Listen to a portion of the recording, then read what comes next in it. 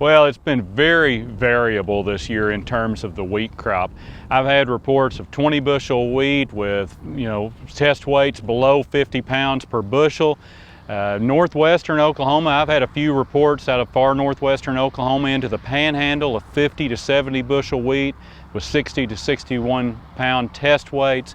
So it really is just all over the board. We've had a lot of low test weight wheat this year. Ideally, we're going to be 58 pounds or above, preferably around 60, 61 pounds per bushel.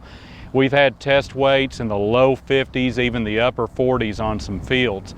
It really depended on the variety, how susceptible it was to stripe rust, and also the nature of the soil in the field, how much water they received, and whether or not the field remained waterlogged during grain fill. We have had a few reports of sprouting in the head, not as much as what you would expect though with the amount of moisture that we have.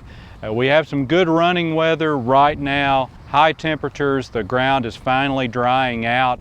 We're going to make a big push over the next week to get the rest of this crop out.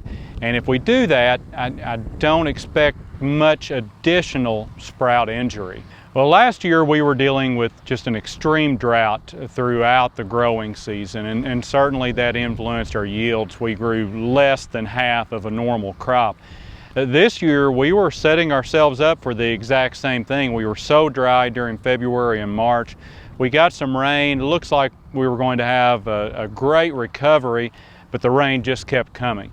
I didn't think it would hurt us quite as much as it did, but we stayed waterlogged during grain fill, and that is what has really affected our test weight and our yield.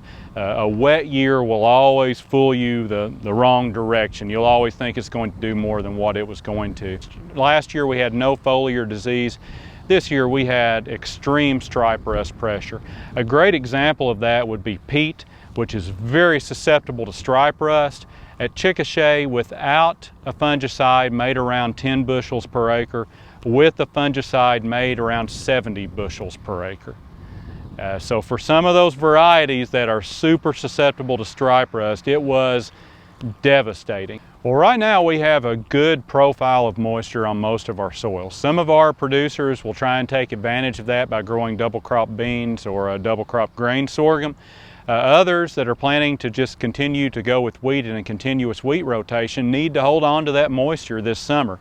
Control weeds in a timely fashion. If you're doing tillage operations, try and keep those tillage operations shallow to preserve that subsoil moisture. 2014 taught us that makes the difference in a dry year. That's make or break in a dry year. The other reason, if that's not enough incentive to control those summer weeds, is to in fact control grasses in the field. We had a lot of wheat streak mosaic show up this year, and we have to kill those grasses during the summer to make sure we break that green bridge.